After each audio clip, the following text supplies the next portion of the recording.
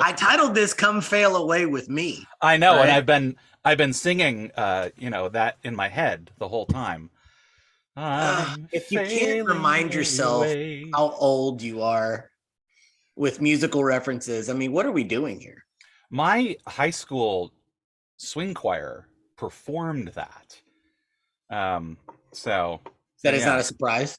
yeah. It's one of the things in my checkered past. I don't know if that makes it checkered. I mean, were you doing like extreme amounts of illegal substances and No, gambling illegally? I mean, what no, were you no, child no, trafficking? I mean, come on. no. But I will say that there were parts of Glee that were a little close to home. So That's fine. Listen, I did drama all 4 years of high school. I remember in third grade, I played Frosty in a production of Frosty the Snowman.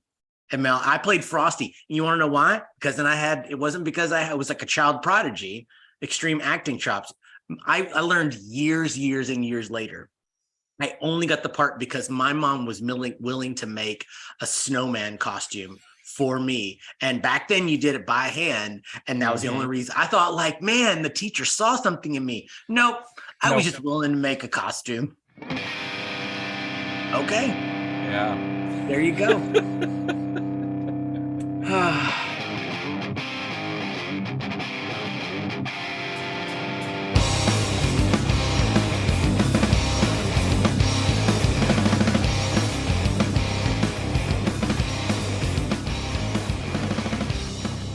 I'm basically doing the opening right now. So You are, welcome as it turns to the out. episode of the Agile Uprising podcast. The person that I'm Chris Murman, if you haven't figured that out, losers. And the person that you've heard say three words because I keep speaking and run on sentences is Paul Tevis. So hi, Paul. Hi, You claim Chris. to be a friend of mine in public, right? Clay. Yeah, I've been willing to be seen with you in public on specific occasions, in certain Yeah. contexts. But At yeah, a very, very specific time where we were just happened to be in the same point in time. Nobody ever walked up and said, "Hi, here's Paul Tevis. Meet Chris, meet Paul Tevis." Nobody ever said, "Hey, Chris, have you met Paul Tevis before?" You were just like, we just were there at similar conversations. And I was like, yeah, I'm pretty sure we were never actually introduced, but we just kept being in the same place in the same yeah, conversations, yeah. saying And similar then things. So Cheryl or Jenny or Natalie or someone just hmm said, "Hey, Paul." And I went, "Oh, by the way, that's Paul." And there you go. It says Tevis on his name right, badge. that Hi, sounds I about guess we're that sounds like the origin story. Yeah, yeah, I guess we're friends now. yeah. I mean, as much as if I have friends in this community, you're on that list. So, I'm honored to be on that list. well, I don't even know. I mean, what would you tell the audience that you do? What would you say that you do, Paul? Every time somebody asks me that, I have the scene from Office Space like play in my head where the Yeah, Bobs are interviewing people, which is yeah. a story that's going to come back later, as it turns out. Um, but so I I run a small consulting firm called Helping Improve. I have been described as an organizational effectiveness consultant, which is a motto I sometimes embrace. What I tell people that I do a lot of is I help companies to achieve better results through a combination of process improvement and leadership development. Because the ways that you are able to work, that process side of things, is limited by your beliefs about what works, which is the leadership development piece. And so Mm-hmm. oftentimes, if you actually want to make your processes better, you have to do some learning and some coming to understand about For sure, how it is you see the world. And so for I sure. work I do a lot of agile training with large companies. I do advisory consulting with startups. I do one-on-one coaching with executives. But it all kind of has that through line of recognizing unproductive patterns and shifting them in some way. Yeah, and then every now and then you get shoved into a room with Calabrese and are told to like get along. We do okay. Yeah. So if people want to know what Paul, I would describe Paul as a professional is, and I've not seen him in a professional setting, just seen him speaking at professional settings, and I'm assuming that's the exact same because any of us, that's how we all get to know each other. Is like we're at a conference. I assume you're not terrible. You must be okay at your job. I would like to describe Paul as what if a Trekkie and an Agilist had a baby? That's how I would Okay. describe Paul. Okay. Not a I could red see that. shirted Trekkie, like No. Okay. one of like the yellowish ones, you know, like the Oh, science, or is that the science yellow officers? is command. Science is blue. Blue, sorry, blue. Yeah, you're like the science. You're like a science the, Trekkie, the and an fact that I could Agilist answer had a that baby. question is ridiculous, but here we go. Sure. Yeah. You think I'm going to describe you in a way that makes sense? Like you know Yeah. me better than that. So, all right. For listeners out there, a few weeks ago, you heard me go off on some wild tirades about some times that I thought that I was doing the right thing and ended up erring. I don't know that there's such a thing as failure, even though we're calling it failure. We just learned something different or based on something different, and we don't talk about it enough, damn it. So I don't know why I did my hand like that when I did it, for those of you that aren't listening. I just asked for a volunteer, and Paul was dumb enough to say, sure, I don't have anything busy on Pretty much. yeah. Wednesday night, I'm free. Yeah. And one thing I like, so let me just say this, as a community, and we're all different, beautiful creatures, right? Like we're not all the exact same, and I would prefer it that way. But for some strange reason, nobody ever stands up and says, I'd like to talk to you for an hour about how I've messed up. Mm-hmm. Why? I mean, we absolutely stigmatize failure, right? Failure is often, like, we talk about moral failings, right? It's like to not have succeeded is a moral failing. You're a bad person for doing it. I don't think we set out to do that, but I think a lot of us grow up with that. We absorb that somewhere from our culture, from our families, from our colleagues. Like somehow, like there is and even just that word, right? Is it, you have failed. And so it's actually one of the things that I did a workshop a few weeks ago. I have a background in improv theater, and I'm part of a group called the Applied Improvisation Network, which is basically a bunch of theater improvisers who then take the things we've learned for performance and apply that in other situations like business. Um, and so I was leading a workshop on applied improv, which was a lot of fun. But I had somebody in the workshop who has an extreme sports background. And Okay. so when I got to this whole point about failure, because failure is a thing that improvisers love to talk about, because we destigmatize the heck out of it.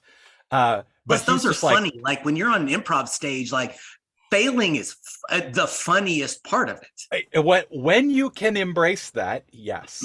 But there are absolutely times when, certainly as you're just going, oh my God, all these people are watching me and I don't know what to say next and whatever have you. So, but we had an extended conversation in that about just even the word failure is sometimes useful to kind of, if you want to embrace that place of learning, right, of that it can be useful to excise from your vocabulary. But I don't know, I've done a couple of things over the years around how can we actually talk about it more. So one of them is, just kind of reframing what failure is. Failure is what happened isn't what we expected to have happen, or what it's a mismatch between our expectations and reality.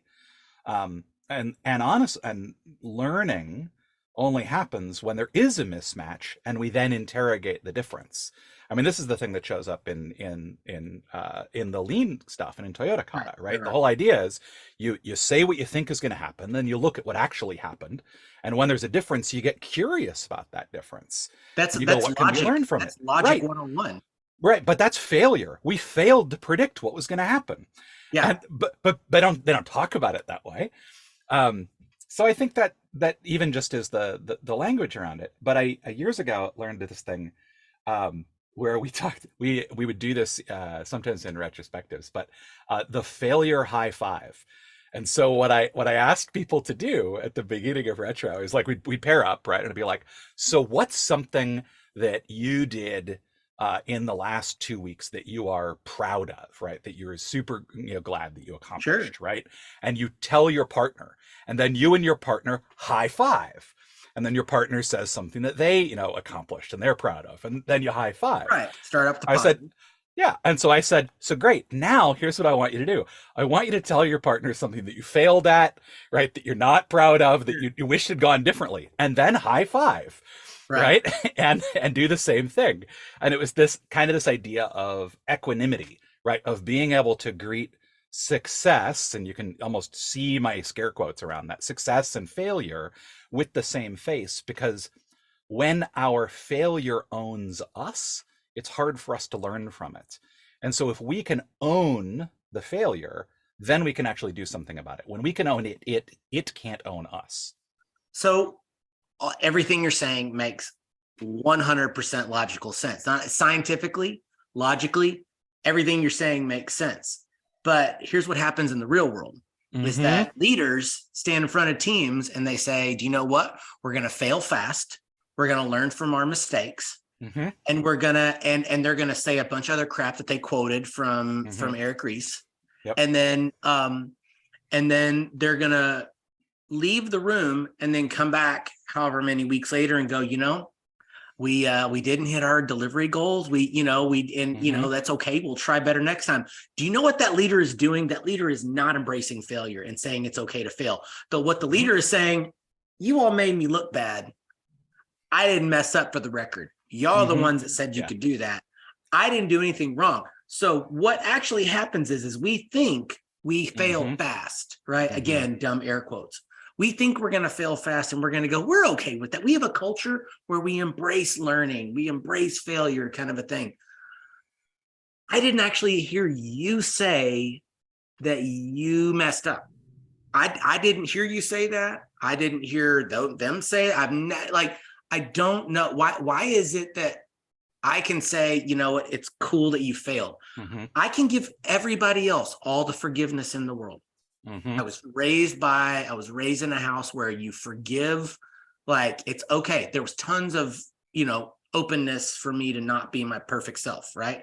But when it came time that I messed up, when I actually messed up, while everybody was saying that was okay, I was inside going, no, I didn't fail, or I'm a piece of crap because I failed. Neither one of those is healthy. So because of that, we don't actually say it out loud with our mouths, right? Yeah. And I think that what you're pointing at, right, is really the useful pattern for destigmatizing failure is not to say that it's okay to fail. It's actually to talk about how we have, and you'll notice that that is okay. And so I think where I have seen it be successful, right, is where people higher up in the organization don't spend 55 minutes of the hour-long company all hands talking about success and then 5 minutes talking about logistics, right? But they actually talk about, these were things that went well, and also these were things where we didn't meet our expectations. And here's what we're learning from that, right? And so actually, and so you actually don't talk about failure and fail fast. You just talk about your failures, right? And you don't have to hang a big sign on them, right? And say like, oh, we failed. Look how great we are for failing, or oh, how terrible are we failing? It's like, how can we actually just come to talk about it as a normal thing? Going back to that idea of Toyota Kata, right? It's just like, this is a normal part of the process. It's just not a big deal. I think sometimes when we make a big deal about talking about failure, that actually sets us up to not talk about failure effectively. Right. And then it just becomes, again, I even hate calling it that we're talking about this, because really we're just learning. Yeah. Like if we're willing to say, I learned that wasn't the way to do it. You said I failed the first time I did that, but I'm not going to stop from doing it again. And I also will try something different, right? Like that's really important wording. Yeah, I worked at a company once where like there was something pretty bad that happened from in our security operations sort of thing, right? There was something that went wrong, and the engineer who was assigned to look into it, it was really his stuff, right? Kind of went through and and this was something that was unusual for that organization at the time, like really did a pretty thorough post-mortem, looking at what really happened, looking at all the systemic stuff. And he wrote this whole thing up and then shared it out with all of engineering so that they could learn from what had happened. And somebody else, like, because that was the first time that had really happened in that org. And somebody else, I was talking with somebody else later on, like not long after that, like something similar happened. And I was like, we need to not squander this opportunity to learn from this situation. I said something very smart, and I can't remember what it was because the other person was just like, she quoted it back to me like years later. And so what ended up getting introduced into that culture was a thing called Today We Learned. And so Today We Learned was a thing that the engineers would put together when something went wrong, and they then wanted to share what they had learned from that with the rest of the org. And it became Right. a cultural practice. And so what was interesting is we didn't frame it as failure, right? I mean, obviously it was. Something went very wrong. Right. But we didn't focus on what went wrong. We focused on what can we learn from this so we can get better in the future. Yeah. And as you were describing that to me, so a software engineer is never the only one on their team, right? There's always at least another one. Hopefully they're in pairs or in even numbers so that they can pair. So here's the cool thing is that when this whole thing like pair and mob programming came on, when you watch someone else write code and you're just cheering them on, assisting them, supporting them, right? Like you see them type, and you never type great when someone else is watching you type. And when you're talking through the logic of your code, it never comes out the way you think. And someone's like, wait, like that? Did you mean it like that? And very quickly, software engineers have to get real good at like, oh, yeah, I probably shouldn't have done it that way, should I? Oh, y'all are returning that way and I'm not, like, oh, I should probably do that just to help you all out, kind of a thing. So by bringing transparency to it, now here's the weird part about us process nerds is that oftentimes, and I wrote about loneliness recently, and nothing helps you realize how lonely you are than when you're a Scrum Master, a product owner, an RTE, an Agile coach, a program manager, a project manager, a dev man. Like a lot of times there are roles. There's a lot of specialized roles in our world, and you're oftentimes the only one in the room. And if you're the only one in the room, you never have to tell someone you messed up. And then you just keep going to concerts. I wish our conferences were like concerts. There was the one time in Atlanta that we heard Kottmeyer play. But that's it. You go to a conference and you get to talk about all these wins. Nobody's asking you when you made a mistake.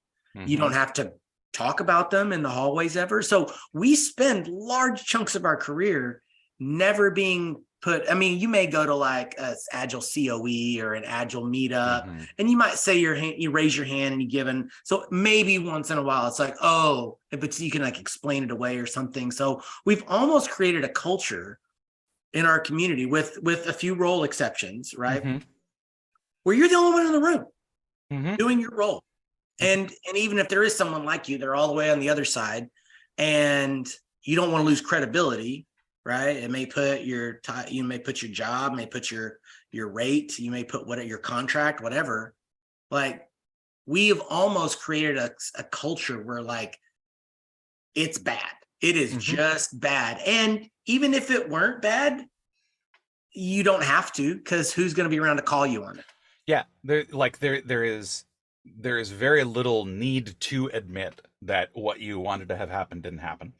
Like that you didn't, but I mean, I think that's also the place of like, of recognizing like what even is failure in that context. Like I can point to things where I say, well, I failed there, and it's because we didn't get the outcome I wanted. Well, it doesn't necessarily mean that I failed or that I did something wrong.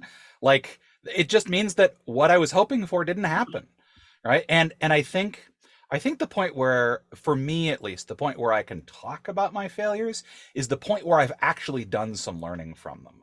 Like I have enough distance where I can go, oh, now I actually feel like I can talk about that. So here's a fun one. So I alluded to this earlier, so I feel like I had to Go come for back it. around to it. So let's let the healing begin. Yeah, let the healing begin. Right. So I was working with a client. I was in a advisory consulting role. I was coming in to basically do this project for them where they wanted me to figure some stuff out and make some recommendations. I'm like, great, no problem. And the way that I do that is always very participatory, right? I run some workshops where the people who are in the workshops are going to take something away from it that they can learn and apply, but also is going to give me information because I learn something about how this works. So they learn something, I learn something, I sort of do all of that. And so, as is commonly the case, like people will show up to these workshops where I've never interacted with them, particularly when it's online, right? Where I'm Right. working with a distributed company, or all through 2020 and 2021, like everything was online. And so what happened with this particular client was like I would people would I sent out the invites to for these Zoom sessions, and we'd work together and we'd do this thing with these people, and I just had this after doing like 4 or 5 of them. And what it was we were trying to define a little better what some of the expectations of some of the roles within the teams, and particularly leadership roles, should be like, what were things that needed to happen that were useful to support the team, and then where should they be flexible on those, where it's like, well, maybe the product manager is going to own that on this team, but the tech lead is going to own that in this other team, or no, this is a thing that like always needs to be owned by the engineering manager, that kind Right. of work. But it was around like jobs and roles, but there was something just kind of weird like in the water, like while it was going on. And I was like, oh, that's kind of funny. And so I finished up Like the vibe, yeah, there was just something Oh, okay. off, like Okay. particularly when people fight. I was like, what is it with this? Okay. And so I was writing up the thing to send off to the person who'd brought me in, who's someone who I had worked with before. So we had good rapport. But I was writing this up and I was just like, and this is what I noticed, as you might notice from the output, this, that, and the other. And then I said, and I just got this kind of weird vibe, like maybe people didn't know what these were about or for. I'm wondering if maybe I said, is that typical of this when you bring in consultants to do this kind of work? And the response that I got back was, yeah, maybe we didn't do the best job of like setting expectations around this, because I had several people ask if you were deciding who was going to get laid off. And so it's funny to me because that scene from Office Space where the Bobs are interviewing all the people, like anytime somebody asks me, What is it you like, do? what is it you do here, right? I imagine I'm going to turn into the guy who Yeah. yells at them, "Don't you understand? I have people skills." That's my nightmare. And Yeah. I suddenly realized that I was the Bobs for some of these people, which is like like as soon as I realized that, I'm like, I never want to put anyone in that Oh my position. God. And I was just like, oh no, right? And Oh my God. and then I kind of stepped back and I went like, okay, like what how do I not do that again? Because what I realized is, because this is a very common pattern when I work with clients in this particular way, because I'm not in the organization every day. There's only like the CTO or some directors have met me and I've interacted with them. But oftentimes the people in those workshops have no idea who I am. And I'm working in organizations that are kind of overloaded and their communication functions don't necessarily work all that well anyway. So Wow. I realized I was relying on exactly the thing that I was there to help them fix, right?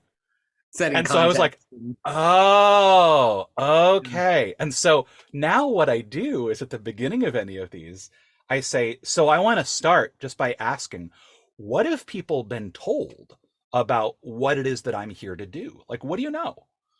And because now I can then find out, like that's also information for me. Like I had one group, this is a different client, right, who said we had to go check with the CTO that this wasn't a phishing scam, like that your invite was legit. And I was like, okay, good to know, right? But then I can go, okay, so here's what's actually going on. I can correct some of those misperceptions. Right. But it's just like, but I had this like moment of terror of like, I have done to people exactly the thing that I don't want done to me. Sure. But I'm able to talk about that now because I've done the learning from that.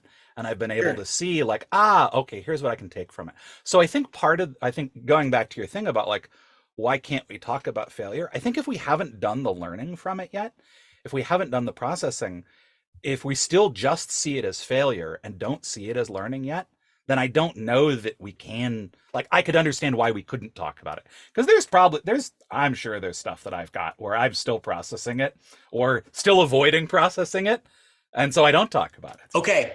That second part you just said was where my follow-up was going to be, is like, why can things happen years ago and people still not do the learning? Is it willful? Is it subconscious in that we don't want to go there? It's almost like, if I don't think about it, it never happened, kind of a thing.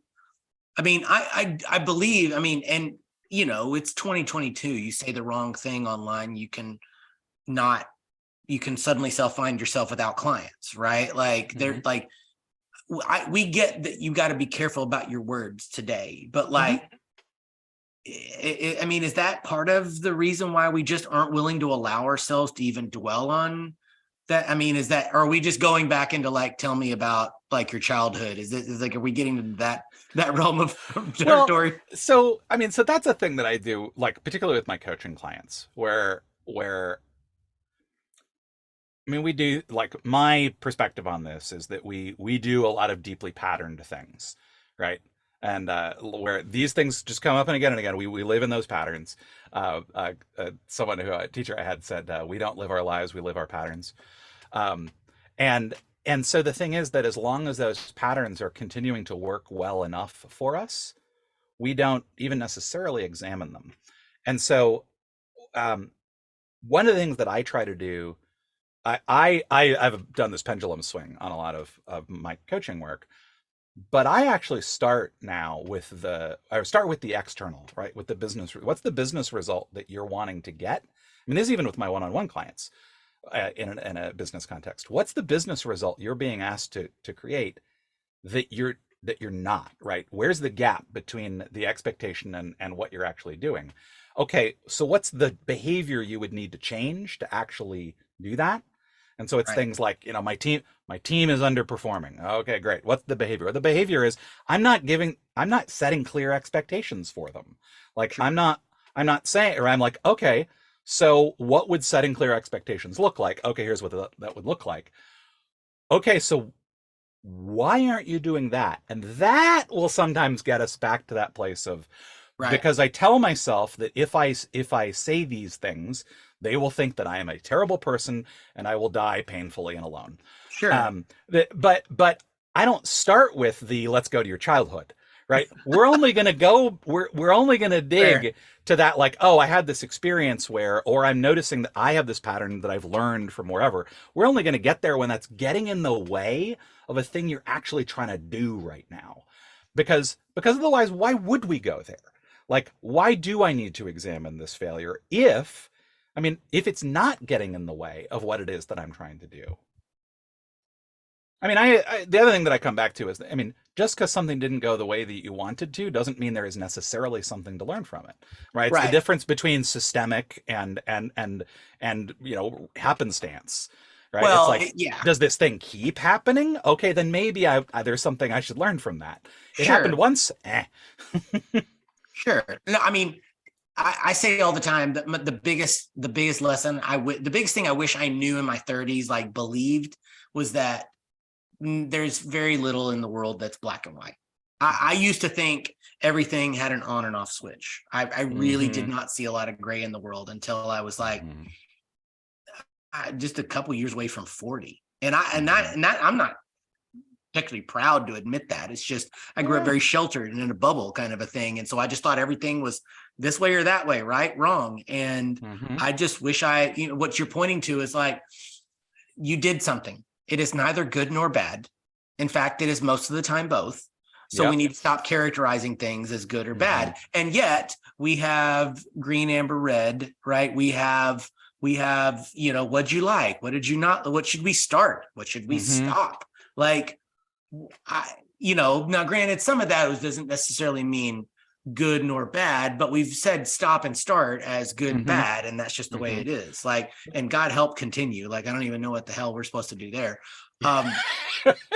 Just keep on The keeping on. like, oh yeah, like that's the easiest thing in the world to do. What should we continue doing? That, all of those things. Great, awesome. Okay, Breathing. We next. should keep breathing. Yes, there you go. Right, you Next, should keep falling. You should keep falling at 9.8 meters per second gravity. It's not just a good idea; it's the law. for a few more years at least. Okay, what is something that you were convinced was one way earlier in your journey, right? Like first 3 years. Give me one or two examples of something you were like, that's all there is to it, and there is no way around it. And you realize now, like, again, if we don't have to go name calling, you could say like, I was a bit naive, I hadn't had enough experience, like whatever. Like what stuff you're just convinced that now you're like, no. So, another fun story time.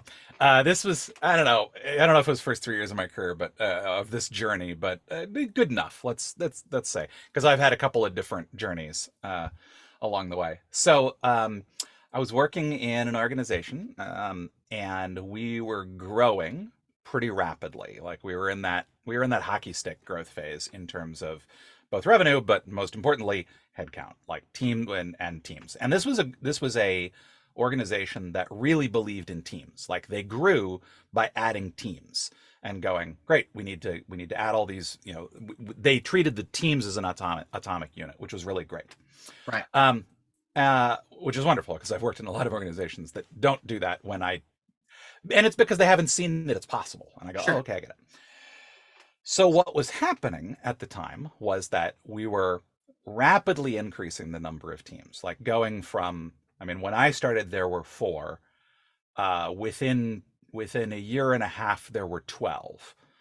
And one of the things about this was that there were certain roles that were shared between multiple teams. Right. Happened to be right, and not necessarily for a bad reason. And we did do the thing where teams that actually had shared members sat next to each other. And so you were with this other team, but you were also right there. And so it was actually super great. And as a coach in that situation, where I was working with multiple teams, it was actually kind of nice because I could see, like, I learned faster by having 2 different petri dishes to experiment with. But here was the thing that I was convinced about, was that if we were going to share people between teams, that we should share the same people between the same teams to minimize dependencies. Because scheduling just started to get ridiculous with this. And so I was convinced that, and I was like, well, no, because I'm in it, right? I'm feeling the pain of like, okay, so now we've added another team over here. So now these people are split here. So now when can we have backlog refinement? When can we, and it was just a nightmare, right? And I was one of the people who was sort of tasked with making that whole schedule work. So here is where I failed. I believed that if I just made this problem visible to the right people, they would go, oh, cool, let's figure out how to solve that. And so what I did was I sort of laid this thing out on a whiteboard, and I had, and it was like the Pepe Silva board from It's Always Sunny in Philadelphia, where he's got the like conspiracy theory, sort of thing, and all its lines over here, because it was this rat's nest of dependencies. Sure. And also conversations. Yeah, and so I got basically like a person in a kind of leadership role from each of those teams into a conference room with this there. And I was expecting that they were going to go, wow, that's a mess. We should figure out how to fix this. And instead what I got was, why are you wasting our time showing us this? Go solve it. And I then got to go have a conversation with my boss, the VP of engineering, saying, why are you wasting all of these people's time?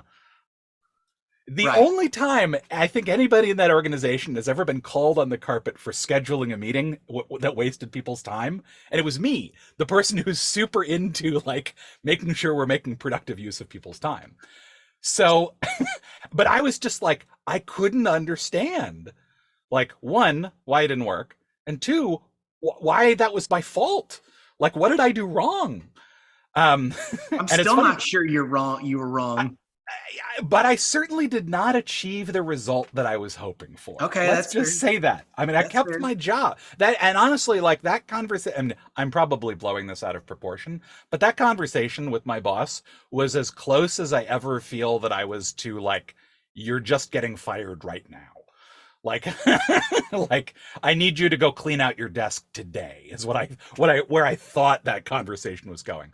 It probably was. I mean, it obviously didn't, right? He Sure. probably wasn't even thinking about that. But I was just like, ugh. But what was fascinating was I was at Agile Open SoCal last week, and I actually told this story because somebody asked me about. I don't remember how we got it, and I told this story, and they're like, "What would you do differently now?" And I went, "I'm not really sure." So I'm not sure what if I have learned from that. I mean, I think what I've learned is that my instinct about how to solve that problem was not correct. That other people, even when presented with the visualization of it, like weren't feeling an ownership of the problem. They weren't. I didn't. What I didn't do was I didn't validate like that.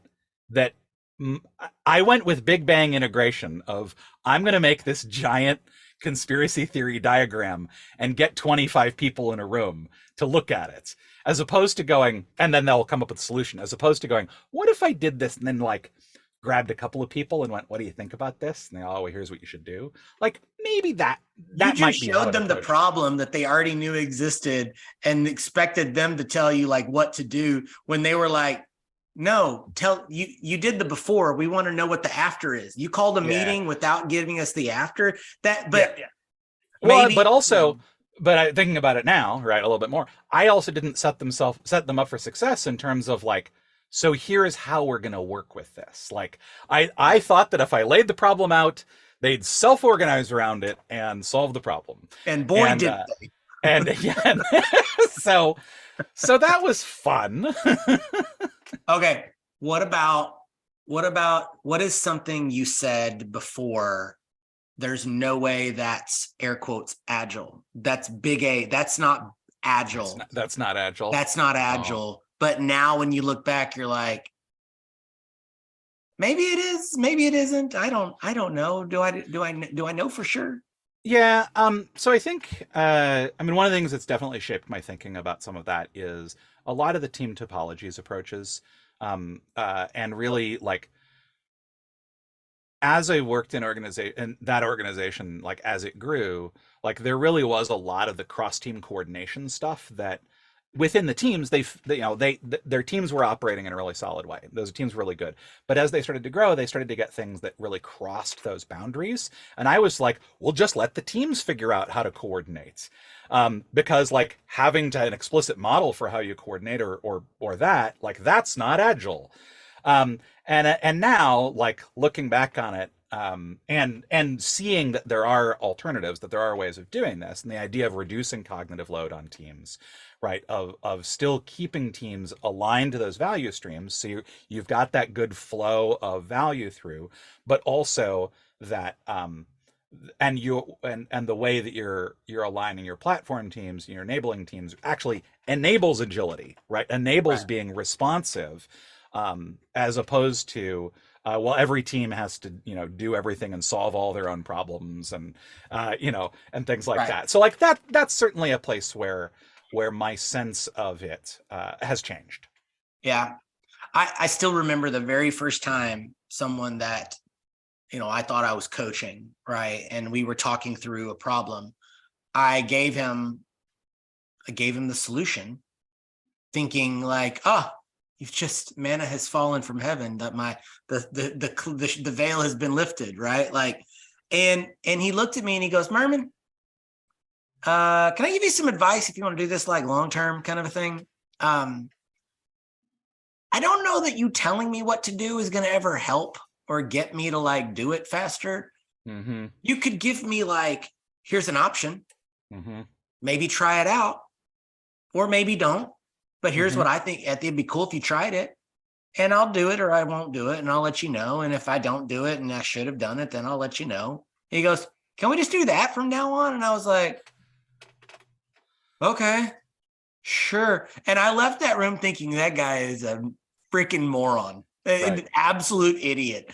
How dare I just handed him Mm-hmm. like veal parmesan, like on a platter, right? Like I gave you a great dish and you just spat in my face. And now I'm looking back on what an idiot I was. Mm-hmm. Well, I mean, Uh, it's the thing where, like, as a coach, they have to do the work, right?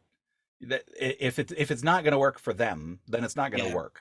Like the thing that piece of advice that I was given years ago that I still carry with me, right, as a coach, is that I can't want it more than they do. that's a good point. And when I do, inevitably, when I do, that's that's when things go all kinds of sideways, right? But also, like, if I'm, if I'm there to help the team and the team isn't interested in changing and isn't interested in improving, right? And so I feel like I'm failing because they're not, because I do want it more than they do. Right Sure. now, like, then that failure thing comes up. And so part of it is like recognizing um that me just wanting it doesn't help, right? That in order to, that I have to say, look, if this doesn't happen and it's because they aren't willing to do the work, or they don't like, then that's not all on me. Now, obviously, there are, if I, and I've If found you're being this paid is to get another, stuff done. Yeah. but this is another failure mode. There's another thing I learned from failure, right? I was once asked, again, in an organization, a director of engineering asked me to go coach a team, right? He's like, I need you to help this team improve. And it was great that he asked me to do that. And it would have been really nice if he had told them that. Be- because, I mean, what happened, and this was my You walked failure, in with a right? Vader mask and a red lightsaber lit, basically. But it was actually the case of, like, oh, okay, Paul's here to, work with us. But what he didn't do was tell them what he was expecting from them and that he wasn't getting, right? He never set the expectation Yep. of, I need you to be here, and you're here, and we're here to support you in that growth, right? To get Yeah. there. And so Paul is here to work with that, but you need to do the work to close that gap. That didn't happen. Instead, it was, well, Paul's here to work with this team. And they were like, okay, great. We like Paul. He's a nice guy. He doesn't push us too hard. And I'm a people pleaser. So, like, if they didn't want to, and I tried to point out that there were Sometimes it was issues. vaudeville acts, Yeah, exactly. But so the thing is that I absolutely wanted to get better, wanted them to get better. I wanted it more than they did. But Sure. that's, but that was also because I could, and now look and go, well, I see why they didn't want it. There was never an expectation set. Right. And I wasn't in a position where I could set that expectation. So I needed to sort of work back through that. But see, here's the cool part is that learning is that you also, there was this emotional pressure you were putting on yourself because Mm-hmm. you wanted it so bad. Old coaching partner of mine, Scott Frost, always tells clients, if you want it bad, you'll get it bad. Well, guess what happens if they don't want it bad? They ain't going to do shit. Yeah. You know what I mean? Yep. Like, but if I want it more than they do, Mm-hmm. do I want them to get better? Sure. But I feel like there's a maturity of us realizing, like, I can't need it that badly. If I need it that Mm-hmm. badly, I got to do some work on myself because, Mm-hmm. Yeah. man, Because I either want my job too bad, I want my bonus too bad, I want my whatever, I want my next promotion, whatever. Like, mm-hmm. I can't want to help them and need them to succeed more than they do. Mm-hmm. That's Because, crazy. It's genius, but crazy. well, I mean, it is because they've got to do the hard work of the learning and the growth. Like, you can support them to do that, right? You can Right. bring your experience and your wisdom and your fun facilitation tricks and, all these things, but fundamentally, they've got to do the learning and the change. Yeah. And that, like, I have mad respect for every client that I work with who's actually really in it to do that, right? To get to, as I said, like a lot of the work that I do is about shifting unproductive patterns. And so it's about when they recognize we're stuck in this pattern and we need to shift out of it, shifting out of patterns is hard. Like there's a lot to it. And so what has helped me, what I've learned from those experiences of wanting it super bad and it Right. coming out all kinds of weirdo sideways, and then I start blaming them for anyway all these other things, right? Where I've gotten to with that has mostly been going. I had an improv teacher who when I was first starting in improv. I was going through this company's workshop series, and then I got to perform on stage as part of the group in their sort of like showcases, because they had basically Friday night was up and comers with some of the senior troupe members, and then Saturday nights was the senior troupe. And so graduating from Fridays to Saturdays was a super big thing. So I'm a Friday performer. Like it's like the second or third show that I'm in, and I'm super hyped, right? And we're out in the alleyway behind the theater, because inevitably that's where you end up before the show, right? The green room's kind of small, and somebody needs a cigarette and whatever, right? And so we're out there, and I'm so hyped that I'm ready to go out on stage. We're gonna do this thing, and it's gonna be awesome. And and it's actually one of the founders of the troupe, so he's been doing this for 25 years at this point, and he just comes out and he says, okay, we're gonna go out there, and either the magic will happen or it won't. And I was just like, rousing. What? You thought he was about to, you thought you were like, wait, is he being Rosencrantz or Guildenstern? I can't tell. I was like, huh? But I came to learn that he was right. Like you went out there and you did the work, and either the magic happened or it didn't. Mm-hmm. But it didn't mean that you were a bad person if it just for whatever reason didn't come together that night. No. Right. But it doesn't necessarily mean you're doing it wrong. Right. For whatever reason, the pieces didn't line up. And so for me, the funny part is that like that troupe was like one of my great experiences of learning from failure as well, because one of the things we did every night after the show, right? So we do a 2-hour show, like 45 minutes, 10-20 minute intermission, 45 minutes, say goodbye to the audience, I was leave. We'd all come back into the theater. Right. And someone would have been taking notes during the show. And basically we just run through every bit in order. And we just talk about it. Like what worked, what didn't, what we were trying to go for. We debrief the whole thing every Friday and Saturday night. And so you'd just you'd relive these moments of like, yeah, I shouldn't have said that. But you'd learn from it. And it was you did a thing on stage in front of a handful of people and you weren't super proud of it, but then it was over and you went, okay, cool, we'll kick it around, we'll do it next week. And so there was a lot of that of just like, yeah, we failed repeatedly, and then we stopped to learn from the process, and recognizing that it wasn't that you were a good or bad person if the magic didn't or didn't happen, and just kind of going, that's just par for the course. It's just how it works. And so that's a big lesson that I've taken into the work that I do. Of I show up, I do what I know, right? Because I have found over time that it is generally useful. I observe what's going on. And then I go, oh, okay, why didn't that work? Oh, maybe I should have told them why I'm here, right?